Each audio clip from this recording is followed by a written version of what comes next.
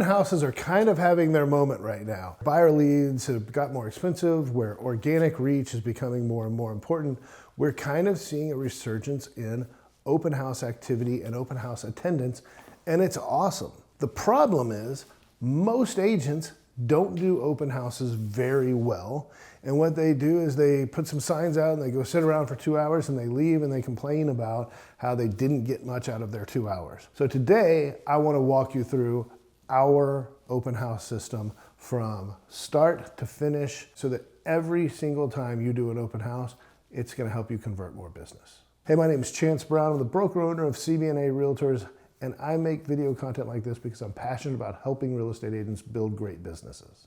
Open house marketing starts well in advance of the actual day of the open house, and a lot of agents miss this. So let's talk a little bit about what to do before the open house even starts. Number one, when you announce it, let's announce it with gusto. Let's not just put a link to the MLS open house page or something like that. Let's have a video ready to go. Let's have something and let's get it out on all of our social media channels. And then let's post about this open house at least a couple of more times before the open house even begins. If you're great at promoting that using ads, or there's services out there to help promote those open houses, go for it. It's totally up to you if you want to spend that money, but let's at least do the advanced work on promoting the event well in advance of it actually happening.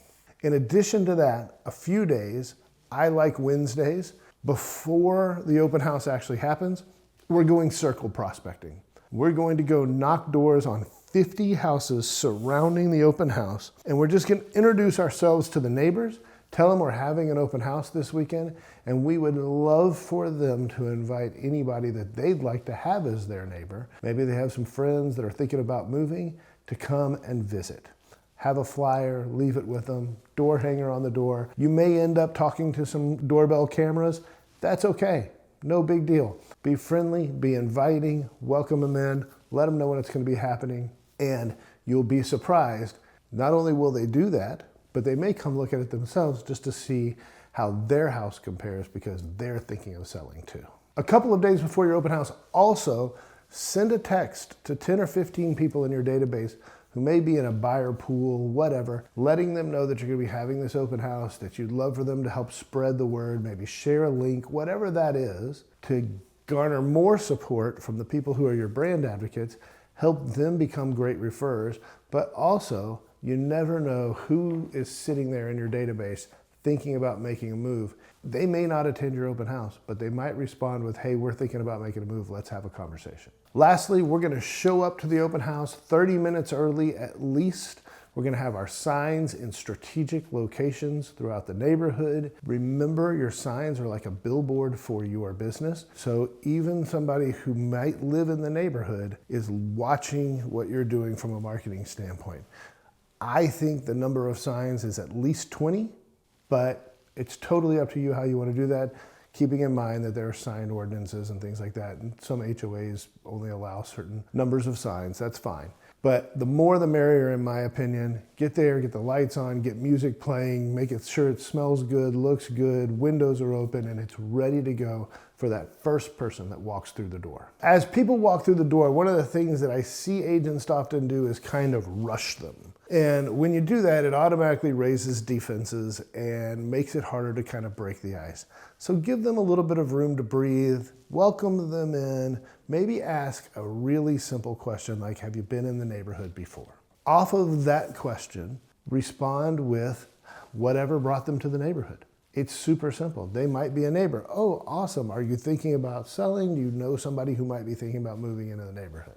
If they're just out looking around, great. Is this your first time in this neighborhood? What do you know about the area? And all you're trying to do at this point is make them feel comfortable, lower those defenses, and start a little bit of a conversation while they begin to look around. Before they walk out the door, that 60 seconds before they go is a really, really important moment for us to be able to set ourselves up for future success. We want to give them a reason to let us follow up with them.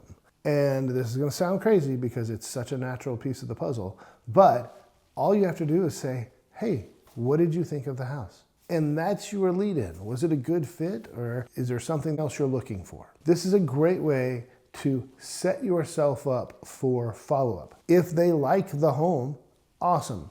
Would it be helpful if I sent you some comparable sales from the neighborhood so you can see how pricing compares? If maybe it's not the right home for them, let's just ask a follow-up like, oh, okay, well, what would the right home look like? Again, really, really simple, and it kind of starts to let them talk to you about what they're looking for in a home, and you can then follow up with, well, what if I did a little bit of a search? Or, hey, I might have a home coming up if I could send you some more information. That's awesome. Everybody loves the sign-in sheet. We're getting people to sign in, great. But when we have the opportunity to follow up with something that is specific and specifically for them, it's a much more powerful exchange of information. It's a much more powerful opportunity to be of service to somebody. So I believe that the open house lead is won or lost in the first 48 hours after the open house. And so I think that there is a framework, a sequence that we need to follow. The first one is a personal note. This can be handwritten. If you've got an address, great. If it's not, I think it's an email. But this shouldn't just be a, hey, thanks for coming to my open house. It should be something specific. Reference something from a conversation piece that y'all talked about, so that it doesn't look like it's just robotic follow-up. After that, maybe a couple of days, we're gonna send something of value about the neighborhood. Just any value-added item that you can think of, whether it's comparables, whether it's a neighborhood report, school report, anything that may have come up again that was part of your conversation with them that would matter to them.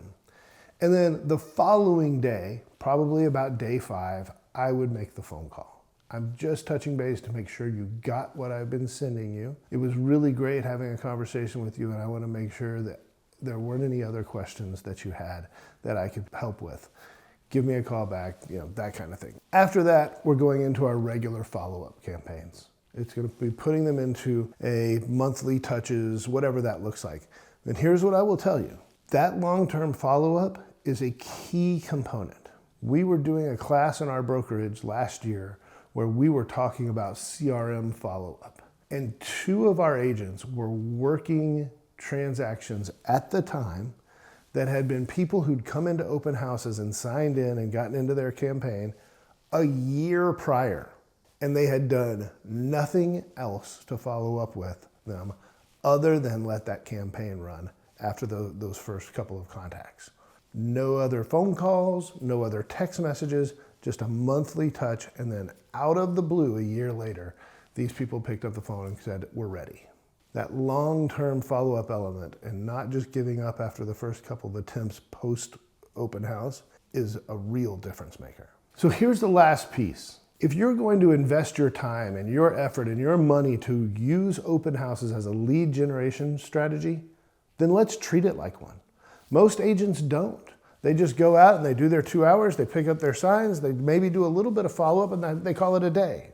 I think we need to be tracking metrics to measure how successful our open houses were. I think there are 4. The 4 metrics that I would like you to track, and I'd like you to track it over like 10 to 12, maybe more, and see how things trend, are how many people attended your open house? How many people did you have real conversations with? How many people did you get contact information for? And how many people did you follow this 48-hour follow-up platform with? Track those numbers. I think that will tell you whether or not this is going to be a worthy investment of your time, effort, resources over the long haul. Understanding that trends happen, neighborhood dynamics play into all of this. But I think that if you really treat open houses as a lead source and do the same things you would do if you were running a social media campaign, if you were spending money somewhere else, do the same things in your open house strategy and measure your success so you can consistently improve. I think if we shift our mindset away from open houses are just a pain in the butt and something I do to make my seller happy, to a real opportunity for lead generation, it will affect our entire approach to open houses.